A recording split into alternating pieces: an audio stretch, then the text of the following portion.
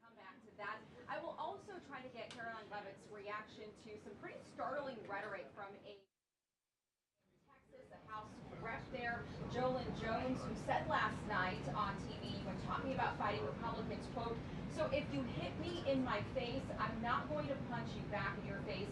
I'm going to go across your neck."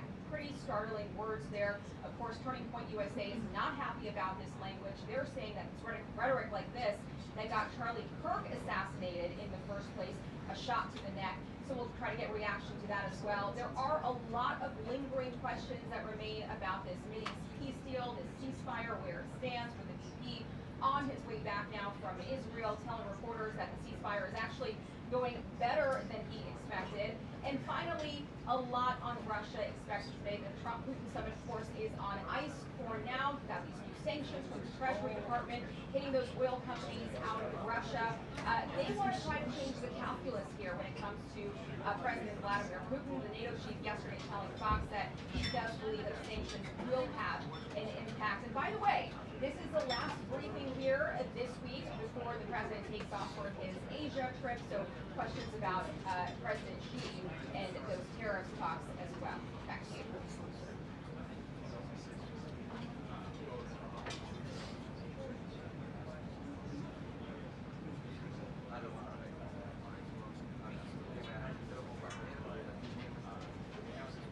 Yes, absolutely. In fact, we were talking with folks folks ahead of this briefing, and we were hearing that that might be actually one of the most popular questions of the day from the media here is questions about the renovations and construction going on, not too far away from here.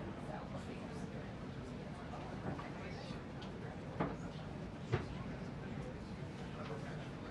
Sorry. Hi. So, look, there's been a lot of pressure from Republicans over on Capitol Hill to get on with sanctions because they don't feel like the president of Russia is moving. So, of course, there is, it looks like we might be starting here shortly.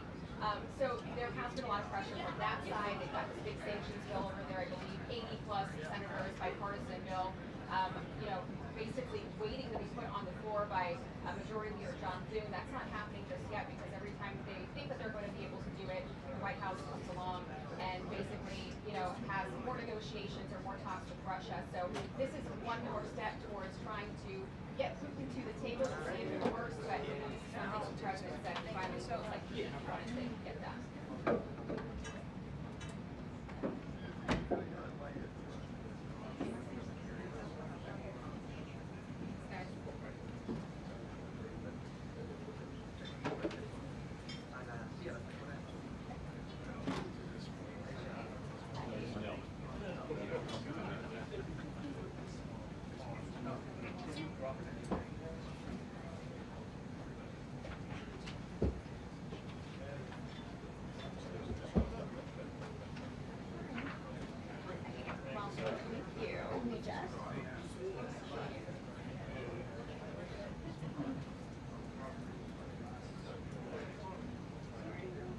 Here. Is that Michael?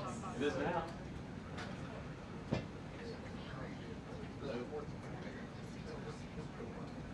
Check. 1, 2, 3, 4, 5. I'll bring the microphone. All right. Thank you. Sure.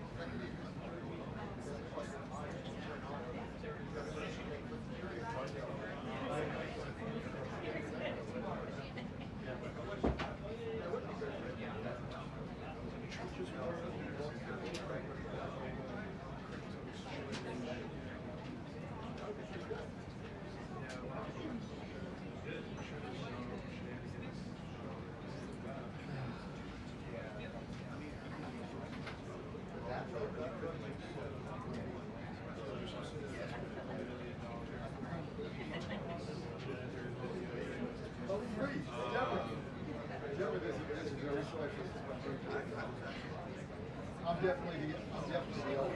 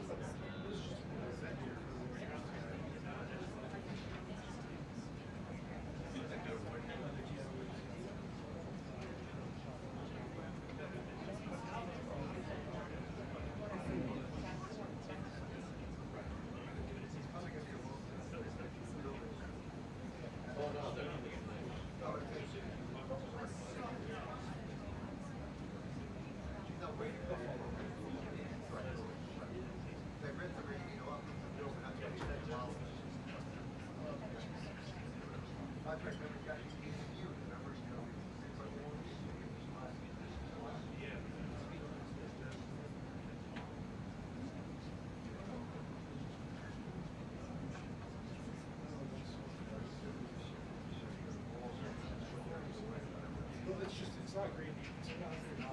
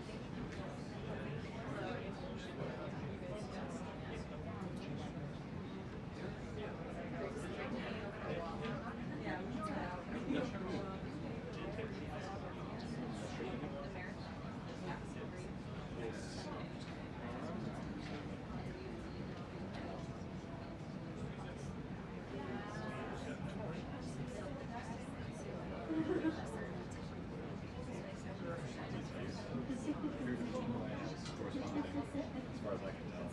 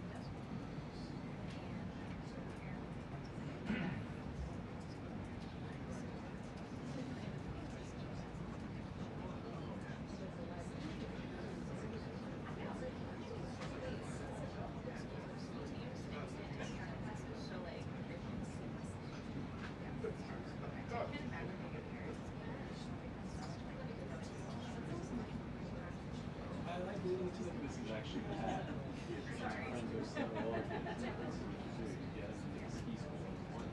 They're out there hiring an instructor.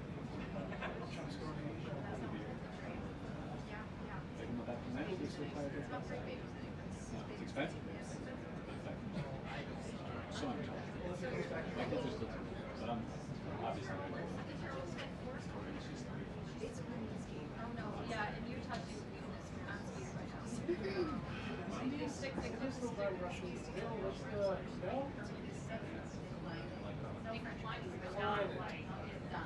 Their mountains are more convenient. The government said they're going to try to reduce it.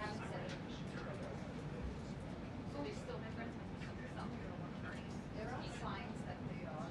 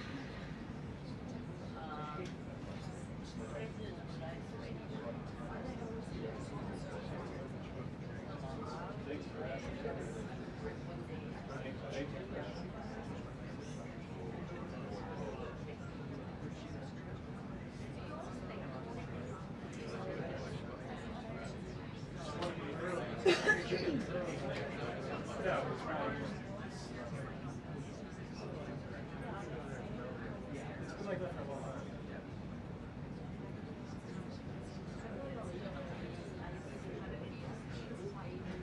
They're running on presidential track.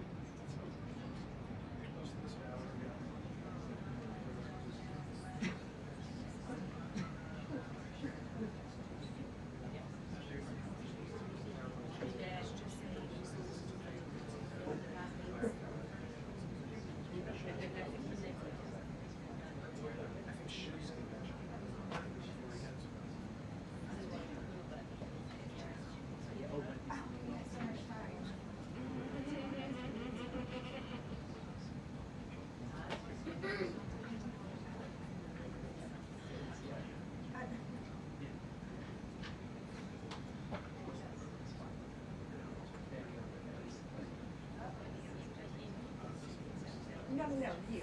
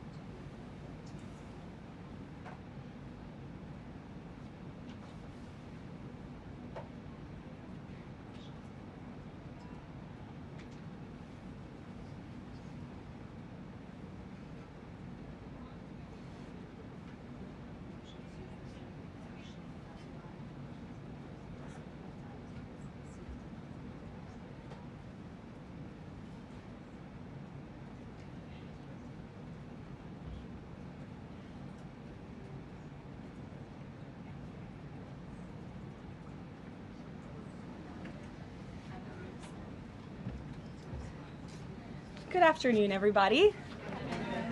I apologize for my tardiness today, so let's get right to it. We'll begin today with some scheduling announcements for President Trump's upcoming trip to Asia. Tomorrow night at 11 p.m., the president will depart the White House to fly to Malaysia, where he will arrive on Sunday morning local time. It's a long flight. President Trump will participate in a bilateral meeting with the Prime Minister of Malaysia in the afternoon, and then he will attend the ASEAN Leaders Working Dinner that evening. On Monday morning local time, the president will fly to Tokyo. Tuesday morning local time, President Trump will participate in a bilateral meeting with the new Prime Minister of Japan. On Wednesday morning local time, the president will fly to Busan, where he will participate in a bilateral meeting with the president of the Republic of Korea, deliver keynote remarks at the APEC CEO luncheon, and then participate in a U.S. APEC leaders working dinner. On Thursday morning local time, President Trump will participate in a bilateral meeting with President Xi of the People's Republic of China before departing to return home to Washington, D.C. On Thursday night, upon arrival in Washington, President Trump and First Lady Melania Trump will participate in Halloween at the White House, where they will welcome law enforcement, military, and foster families. And I know many of us look forward to that.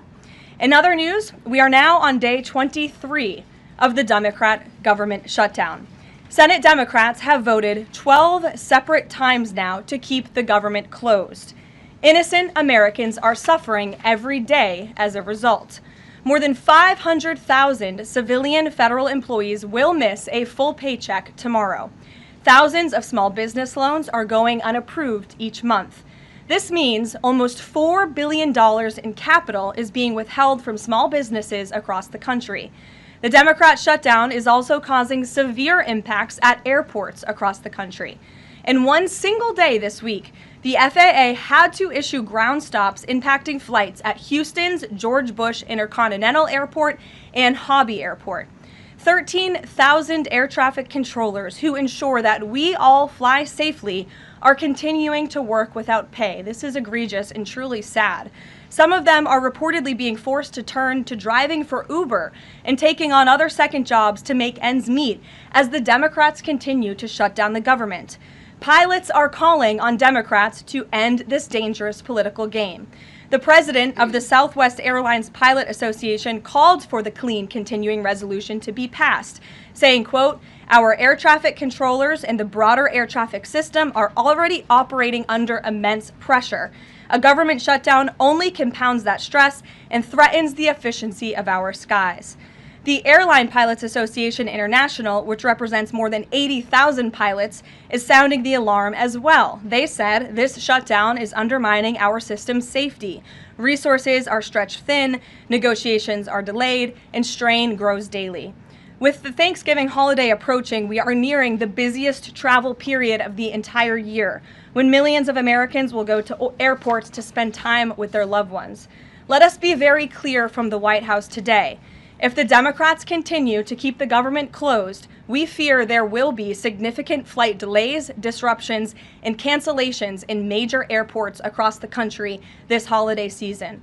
If Democrats continue to shut down the government, they will also be shutting down American air travel. The White House is in constant communication with the air traffic controllers, with the airline associations, and with them, we urge Democrats to please pass the continuing resolution so we can just end this madness and this chaos and reopen the government.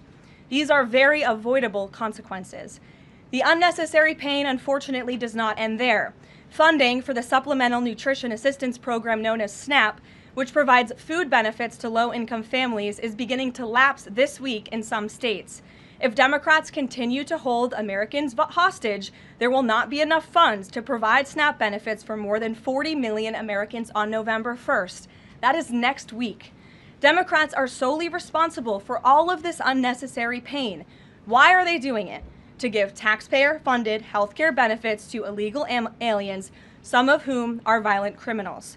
During the 4 years of Joe Biden's administration, the Democrats forced Border Patrol to admit illegal aliens into our country with no legal status and minimal screening.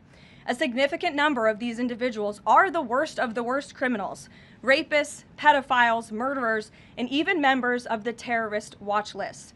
Despite having no legal status, paroled aliens were able to file for work authorization, receive Social Security numbers, and access other benefits like Medicaid that are meant for Americans. Since I've found many in this room to repeatedly deny the reality that Democrats gave Medicaid benefits to illegals and they continue to seek to do just that, I've brought a few verified examples for you today. These are examples of some of the illegals who received Medicaid benefits under President Biden's leadership, and this is what Democrats are wanting to do. This is why they are continuing to keep the government closed. An illegal alien from Laos was arrested for murder, robbery, and felony possession of a firearm. An illegal alien from Guatemala who was arrested for rape and burglary, an illegal alien from El Salvador who was arrested for strangulation, DUI, and burglary, an illegal alien from Mexico who was arrested for attempted murder. The Democrats' open border policies allowed these threats into our country, and then they provided them with free health care. The president and Republicans, through the One Big Beautiful Bill, implemented a common sense reform to end this fraudulent scheme. But that's why the Democrats are continuing to shut down the federal government. They are trying to reverse this and restore taxpayer-funded health care for illegal aliens like these. Throughout this shutdown, Democrats have said this quiet part out loud. Senator Chuck Schumer, the leader of the caucus that is refusing to open the government, said, quote, "Every day gets better as the shutdown continues." Ask the air traffic controllers if every day is getting better, Senator Schumer, and they will tell you absolutely not. House Democrat Catherine Clark said, "There are going to be families that are going to suffer. We take that responsibility seriously, but this is one of the few leverage points that we have." Here is a House Democrat who is admitting that they are using Americans who are suffering as political leverage. And Senator Bernie Sanders said, "If you reopen the government, we lose our leverage." This is pure partisan games. A senior Democrat aide said the party will not end the shutdown, quote, "short of planes falling out of the sky." That is truly a disturbing statement. The Democrats clearly don't care about this suffering. They care about playing political games against President Trump, and this dangerous charade needs to end. The president and Republicans' position has been clear and unchanged. Pass a clean, nonpartisan funding bill to reopen the government. And then we can talk about all of the partisan issues that the Democrats wish to. If you're watching at home, we urge you to call your Democrat senators and tell them to put our country over their party and reopen the government today. Here in our new media seat, we have Brittany Gibson of Axios. Brittany, why don't you start us off for our Q&A today? Thank you for being here. Two questions, if I may, Caroline. First is, we understand that the president and Republicans will not negotiate on ACA extensions until the government reopens. If and when that happens, what does the president think should be, or what are his plans for preventing rising healthcare costs for Americans? It's a very good question, and I'll leave that to the president to negotiate that when Democrats vote to reopen the government. When it comes to lowering healthcare costs, the president is deeply committed to this. It's why he has spent so much time and effort negotiating with Big Pharma to lower the healthcare costs of prescription drugs. All of you have been in the Oval Office for multiple different announcements. We've had these most favored nations deals with these large pharmaceutical companies committing to lowering drug costs in this country. So it's something the president wants to do. And Brittany, one more point. I'll just point out the irony in Democrats holding the government and the American public hostage over a healthcare system that they created. The healthcare system was called Obamacare. Why? Because Democrats and President Obama implemented. And Republicans have always said it's a broken system, yes, but they caused it, and now they want to shut down the government to fix it. We need to open the government, and then we can have these very important conversations about healthcare.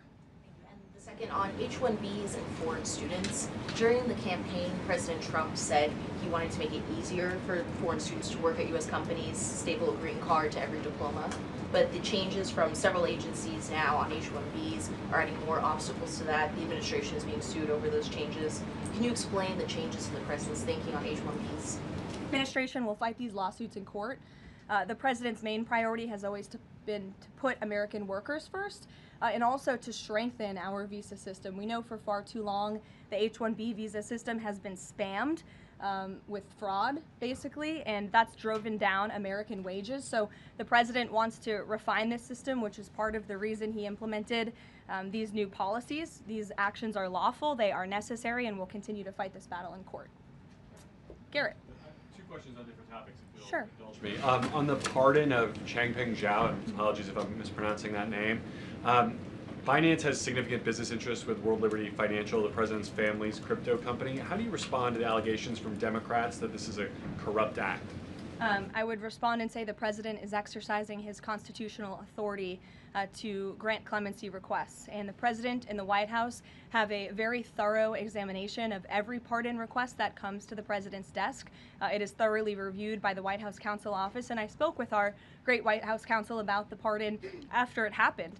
This was an overly prosecuted case by the Biden administration. Even the judge in the case admitted that the Biden administration was pursuing a egregious over-sentencing of this individual, and the previous administration was very hostile to the cryptocurrency industry. So the President wants to correct this overreach of the Biden administration's misjustice, and he exercised his constitutional authority to do so. And to the Democrats, I would just say there's nothing more corrupt than what President Biden did on his way out the door, pardoning his extremely corrupt son and many of his associates. On the ballroom, the first of which will probably be several questions about this today, I imagine. Is it a big story? It seems that way. The president's cost estimate has changed several times. I think it's up to $300 million now.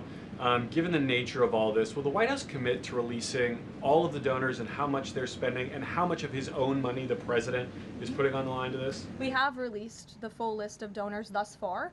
Perhaps there will be more people who want to generously contribute to this project. And the president, yes, has committed his own resources. And when he releases that information, which I'm very confident he will, you will all see that. We'll see a dollar figure from the president? Yes, you will.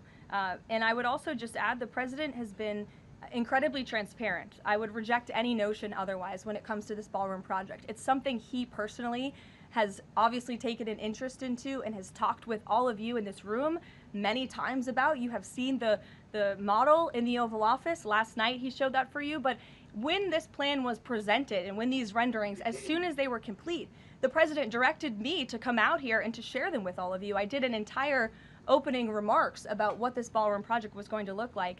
With any construction project, there are changes over time as you assess what the project is going to look like, and we'll continue to keep you apprised of all of those changes, but just trust the process. This is going to be a magnificent addition to the White House for many years to come, and it's not costing the taxpayers anything. The president is privately funding this ballroom addition to the White House grounds. Jennifer. To follow up on that, one thing that's not in the president's model is the East Wing bunker, the president's emergency operations center. Can you say if his update, that $300 million, does that include the cost for upgrading that bunker? Look, like any security enhancements that are made on the White House grounds, those will be made and maintained by United States Secret Service. As for the cost of the ballroom and the construction itself, all of that is going to be, like I've said, privately funded and paid for by the president himself and many generous patriots who have stepped up.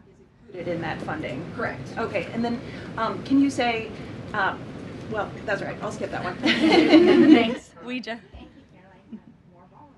Okay. So the White House has explained that the reason you didn't submit construction plans to the NCPC is because that commission, along with others, don't have oversight over demolitions, but only over construction. And so far, you haven't built anything. So can you help us understand, can the president tear down anything he wants without oversight? Could he demolish this building or, say, the Jefferson Memorial? So it's not the president who came up with that legal opinion himself. That's a legal opinion that's been held by the NCPC for many years. It's written, so we can get you that background and that research if you wish to include it in your reporting, because it is very important. They have ruled consistently, their general counsel has said, when it comes to phase one of this project, the tearing down of the current East Wing structure, a submission is not required legally for that. Only for vertical construction will a submission be required, and that's a legal opinion from them, and we are following that legal opinion. And again, I would just add, can any president do such a thing to the White House grounds? There have been many presidents in the past who have made their mark on this beautiful White House complex. This briefing room, as you all know, was not once a briefing room. It was a swimming pool. There have been presidents who have completely torn down the executive mansion. If you look at what President Truman did, some of the photos of the construction project that took place in those years, I think sitting here today, we're all grateful for those efforts and the modifications that happened at that time. And again, in due time, the East Wing is going to be more beautiful and modern than ever ever before. And in addition, there will be a big, beautiful ballroom that can hold big parties and state visits for generations to come. So it sounds like the answer is yes, he can tear down whatever he wants. And then secondly, that's not what we're saying. That's a legal opinion that's been held for many years. And interpreting it. no, it's something that presidents have done for years and years. In fact, I have some photos here. Thank you, Pat, to show you the construction that's taken place on the White House grounds. This is the construction of the West Wing in 1902. Look at this, the construction of the West Terrace in 1902. These images look quite similar to what you and the American people are seeing today, the construction of the East Terrace as well. You look at the construction of the West Wing expansion in 1934. So look, this is a legal opinion that's been held for many years. Look at, this is 1950. It looks a lot like what you were seeing today. Can he demolish anything he wants? What do you think without that oversight? rubble is? How did that rubble get there? Right, so I'm asking, and then back to the donors. Go ahead, Reagan. Many of them are. Two Reagan, questions. go ahead. One on immigration and another on Venezuela. It's being reported that the semi-truck driver suspected of killing 3 people in a DUI crash is an illegal immigrant who came in under the Biden administration. Do you know if California gave him a commercial driver's license? And then it also appears that California largely has not been cooperating with English proficiency standards. I'm wondering if the administration has any further plans to punish the state. Yes, I can confirm that California gave this individual a license, and it is something that the Department of Transportation has already looked into. I know Secretary Duffy, who's doing a phenomenal job, has spoken on this many times in the crackdown that the Department of Transportation is taking on these licenses that are wrongfully being issued to people who clearly do not deserve to uphold these positions. As for this case in California, on October 22nd, ICE lodged an immigration detainer for this individual following his arrest by local authorities in California on charges, as you know, of manslaughter while intoxicated and driving under the influence. He killed 3 people, and he first entered the United States in 2022 through the southern border, and he was released into our country by the previous administration. So now ICE has lodged a separate detainer for this individual, and these tragedies are following a disturbing pattern of these criminal illegal aliens being issued commercial vehicle licenses. And so yes, the Department of Transportation is absolutely cracking down on that. I defer you to them for any specifics. Venezuela, President Trump has said Maduro doesn't want to mess with the United States, and this administration is continuing to position more military assets towards Venezuela. I'm wondering if the end goal of this narco-terrorist war is to implement a regime change in Venezuela. The president has spoken on that, Reagan, and I certainly won't get ahead of him. What we've made very clear is that this administration is not going to tolerate international narco-terrorist organizations from trafficking drugs into the United States. And these cartels over time have grown more armed, well-organized, and violent. They have financial means, sophistication, and capabilities needed to operate in the way this administration has. And they have illegally caused the deaths of tens of thousands of American citizens each year. So that's where we are right now with respect to Venezuela, but also any country that is sending purposefully illegal narco-terrorists to the United States of America to bring illegal drugs. Why don't we go in the back? The U.S. and Colombia relationship right now is at one of its lowest points in decades. We heard what President Gustavo Petro had to say about President Trump. We heard yesterday the response from President Trump. Is there any kind of compromises or gestures from the Colombian president that President Trump would like to see in order to de-escalate the tensions? Is it possible a de-escalation? I don't think we're seeing de-escalation from the unhinged leader of Colombia right now, and I don't think the president, frankly, is interested in that at this point. He spoke on this yesterday, and I don't have anything to add to his comments. Go ahead. Yes. Thank you, Caroline. Thank you. In addition to the ballroom and the Rose Garden I'm going patio, into the back, sorry. Go ahead. In addition to the ballroom and the Rose Garden patio, is the president looking at any other renovations or significant kind of projects here at the White House? Not to my knowledge, no, but he's a builder at heart, clearly.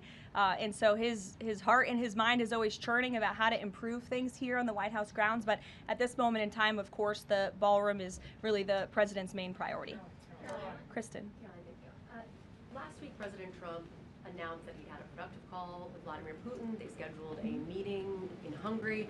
Since then, he has canceled the meeting and he has imposed sanctions on Russian oil companies. Can you talk about what changed that led to this dramatic shift, or even just what occurred in the last week that got us from point A to point B? Sure. Look, the president has always maintained that he would implement sanctions on Russia when he felt it was appropriate and necessary. And yesterday was that day. I think the president has also long expressed his frustration with Vladimir Putin and frankly both sides of this war. And he's always said in order to negotiate a good peace deal, both sides need to be interested in a good peace deal. And he feels as though, unfortunately, from the Russian side as of late, he has not seen enough interest and enough action in terms of moving the ball forward towards peace. And so a meeting between these two leaders is not completely off the table. I think the president and the entire administration hopes that one day that can happen again, but we want to make sure that there's a tangible, positive outcome out of that meeting, and that it's a good use of the president's time. Of course, he's traveling to Asia next week. He has a number of events coming up here on the home front as well. He's been incredibly busy, as you all know. You're all tired from covering him and his movements every day, and so we want to make sure it's a good use of the president's time, and the president doesn't want to waste his time, and he said that. All between the Secretary of State and Lavrov that led President Trump to believe that President Putin or the Russians did not want a peace deal? That was not the sole reason, no. I think the Secretary Rubio felt that was actually a productive call. But again, the president wants to make sure that a meeting between himself and President Putin will be a good use of his time. But what exactly led to President Trump not believing, after his call on Thursday, where he said he did think he wanted peace and wanted a peace deal, to believing that Russians were not? Again, the president wants to see action, not just talk. And I think the president is extremely motivated by the success of his peace deal in the Middle East to get things done. And he wants this war to come to an end. He's been saying it now for 9 months being in office, and he's grown increasingly frustrated with the lack of progress from both sides of this war. Mary. For example. Two quick construction questions, if I can. You mentioned any construction project comes with changes. The president had initially said that this project wouldn't interfere with or touch the current structure. Now he says to do this properly, he realized that the East Wing had to be demolished. This is the people's house. Why not inform the public of that change and when it was decided that the East Wing would have to be demolished? Look, again, with any construction project, changes come, and we have informed all of you. We've been keeping you apprised of this project. We've shown you the renderings, and if you look at the renderings, it's very clear the East Wing was going to be modernized. Instead, in fact, I said that in the briefing when we initially introduced this plan to all of you and to the public. But modernized and tearing down are two different things. Well, again, the plans changed when the president heard counsel from the architects and the construction companies who said that in order for this East Wing to be modern and beautiful for many, many years to come, for it to be a truly strong and stable structure, this phase one that we're now in was necessary. And the president wants to do right by the people's house. And so that's exactly what he's doing. It's going to be, again, like I said, much more stable, strong, secure, and more beautiful than ever once it's complete. And the First Lady's offices, where will those be? The First Lady's offices, the Social Secretary's office? In the East Wing. They will be back where they were? Yes. Perfect. Thank you. Cattle ranchers who supported the president's election have raised some concerns about plans to import beef from Argentina. How will the Trump administration support those farmers? Look, the president hears those concerns. He addressed them yesterday himself. President loves our ranchers, and our ranchers love our president. And in fact, the president did a lot for them in his first term here. They are struggling because of the many horrible policies of the previous administration. The president loves our ranchers, and he also loves American consumers, and he wants to do right by both. So the immediate solution to the problem of the rising cost of beef, the president wants to bring that down, is we have to increase our supply. And so that's what he's doing with respect to these imports. But the president also is looking out for our ranchers with a long-term plan that was released by the Secretary of Agriculture yesterday. It's a 3-part plan. It's very extensive and detailed. I would encourage all of you to read through it. But there's really 3 points to this plan that the president has agreed upon and has entrusted Secretary Rollins to implement. Number 1, strengthening U.S. cattle production through increased grazing access, endangered species reforms, enhanced disaster relief, increased access to capital, and reducing costs for new and young ranchers. We want to incentivize more Americans to get into this noble profession, lowering long-term costs by cutting inspection costs, increasing market options for consumers with product of USA labeling, and ensuring consumers know that they are eating American beef. It's a good incentive for the American consumer. And lastly, growing the domestic herd while boosting long-term demand to reduce prices for consumers while growing the markets for our ranchers. So President hears them. He has to address both of these problems for the ranchers, but also for the American consumer. He promised to lower costs, and that's what he's committed to doing. Caroline, thank you. Two questions not on the ballroom. The first is, there's a Democrat in Texas who's actually running for Congress who said last night during an interview when talking about fighting Republicans and this administration, quote, "If you hit me in my face, I'm not going to punch you back in your face. I'm going to go across your neck." This has obviously really upset those folks over at Turning Point USA after the Charlie Kirk assassination. Your response to that kind of rhetoric? Just very jarring rhetoric, and I think it's very unacceptable. I hope the people of Texas will do the right thing and reject this person's candidacy. It should have no place in American politics. And then just a quick second question on oversight Democrats that are saying that they're creating this master ICE tracker, basically tracking all ICE activity. We've seen the protests in New York just yesterday. Homeland Security is saying that this sounds like obstruction of justice. What do you say?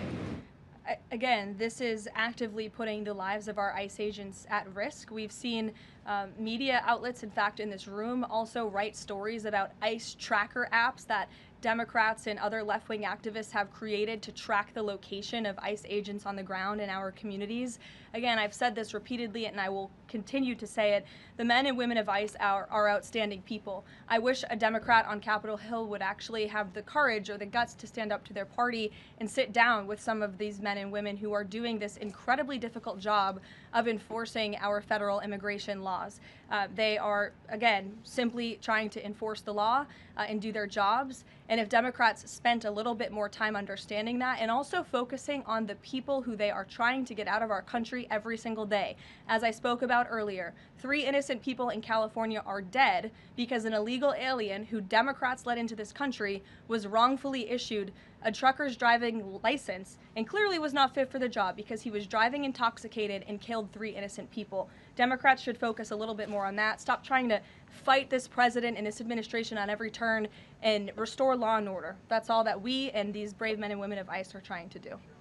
Mary. Thanks, Caroline. I have 2 questions, one on San Francisco and one on the No Kings protesters. On San Francisco, the president said that he had a call with the mayor and he was planning on surging there, but now because the mayor really wants to fix it up himself, they're going to do that. Is this what Trump hopes happens in pretty much every city? The president hopes, and I've said this so many times, and I think the president's conversation with the San Francisco mayor last night and his statement today prove the president is willing to work with anyone across the aisle, across the country, to do the right thing and clean up America's cities. He is genuinely interested in this effort to make our streets safer, to make our cities safe and clean again. And he heard from the mayor last night who told him that he is going to earnestly try to make his city better on his own. The president heard him out. He said, okay, I'll give you a chance. We'll be watching, and if you need us, we are here. And if I feel as though you continue to fail your citizens, the federal government may have to step in. But we'll continue to watch San Francisco, and that law enforcement operation has now been paused. Thank you. And then on the No Kings protesters, I saw videos of people explicitly calling for violence against Stephen Miller, against the president, shirts saying we don't have enough assassins, calling for more political violence. Does the president want to see arrests here, and are we going to see arrests of these types of explicit calls to violence? I would think myself, the president, and everyone here at the White House certainly hopes that anyone who is making violent and illegal threats in that way against public officials will be arrested and prosecuted. Sure. Thank you. 2 questions. Would the president support the Senate ending the legislative filibuster to end the shutdown? This is something I haven't heard the president talk about much, so I don't want to speak on him for it. I'll let him answer that question himself. And do you have an update on the NASA administrator nominee? Do you plan to nominate anyone soon? Or does the president nominate anyone soon? Sorry. I'll leave that to the president himself. He'll make a decision in due time, and when he does, you will hear directly from him, as you always do. Back, we'll give our friends in the back a chance. Yes. As you mentioned at the top of the briefing, USDA has warned that it will run out of funds to pay full SNAP benefits next month if the shutdown continues. Senator Hawley is floating a bill that would ensure SNAP benefits are continued to pay during the shutdown. Would the president support such a move? And you also announced that the administration was using tariff revenue to keep WIC going during the shutdown. How long will that last? And is anything similar being considered for SNAP? Yes, the administration would absolutely support that legislation. We hope that it would come over the finish line, but the bill that will get everyone paid and put everyone back to work is the clean continuing resolution. That's what the president and Republicans want to see. Ed, go ahead, Ed. Thanks, Carolyn. On the Russian sanctions again, how much pressure do you think this sanctioning these two Russian companies actually puts on President Putin? Because the last administration sanctioned 2 other oil companies. So how much economic pressure is this really? A lot. If you read the sanctions and look at them, they're pretty hefty. And I saw some international news out of China this morning that they're scaling back oil purchases from Russia. We know India has done the same at the request of the president. The president has also pushed European countries, our allies, to please stop their purchases of Russian oil as well. So it's full court press for sure, and we expect that these sanctions are going to do harm, as the Secretary of Treasury said yesterday. Could there be more? Is this just the first step, or could there be more sanctions? I'll leave that to the president to decide. Sure. Or heard the NBA gambling, involved in the gambling issue there. Does the president gamble? What does he think about that? You know, I'm not sure. I don't think he does. I've been with him quite some time and I have not seen him gamble before. I don't think he's a big gambler, but you can ask him yourself the next time you have a chance to, Ed. Go ahead. Thank you, Carolyn. I've got 2 Hi, quick Jake, questions. and then we'll go to you. Thank you. Okay. You're welcome. 2 quick questions. Back to the ballroom. It is a very spectacular ballroom according Thank to the you. renderings, and if it's half as nice as the one in Mar-a-Lago, then future presidents are really going to appreciate it. They will. Thank you, Jake. First of all, is there like an official name? Like, are we calling it the Trump Ballroom, or does the president have a vision for what the name for the ballroom is going to be? There will be an official name. I will let the president announce that once he firmly decides on it. Question is, looking at these renderings, and it kind of got me thinking, he's likely going to go down as the greatest builder of this era, and you've been in on a lot of those meetings with him. Has, to your knowledge, has the subject of rebuilding the Holy Temple in Jerusalem come up? It has not. No. It has not. I don't. I'm sorry, Jake. Go ahead. Caroline, on the CC pardon, could this clear the way for finance to resume U.S. operations? I won't get ahead of that. That's something for Treasury or the Departments of Commerce to comment on, so you're welcome to ask them. And then one follow-up question. Any more details on the president's Walter Reed visit? The readout from his doctor mentioned advanced imaging.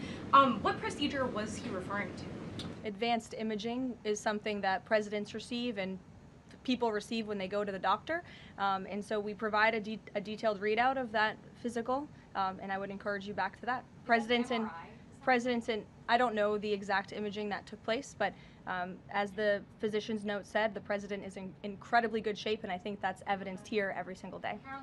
Danny. Caroline, back to the ballroom, I'm afraid. I just wanted to ask, because in July the White House said that it would cost $200 million. Yesterday the president said $300 million.